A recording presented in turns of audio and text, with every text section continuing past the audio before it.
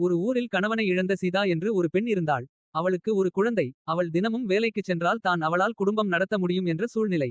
எனவே குழந்தையை பார்த்துக் கொள்ள ஒரு வேலைக்காரியை ஏற்பாடு செய்துவிட்டு இவள் தினமும் வேலைக்குச் செல்வாள். இப்படி இருக்க ஒருநாள் மாலை நேரம் வேலை பார்த்துக் கொண்டிருக்கும்போது வீட்டு வேலைக்காரி தொலைபேசியில் அழைத்து குழந்தைக்கு உடல்நிலை சரி இல்லை என்று கூறினாள். அலுவலகத்தில் இருந்து கிளம்பி மருந்து வாங்க மருந்து கடைக்கு சென்றாள். மருந்து வாங்கிவிட்டு தனது வண்டியில் வந்தாள்.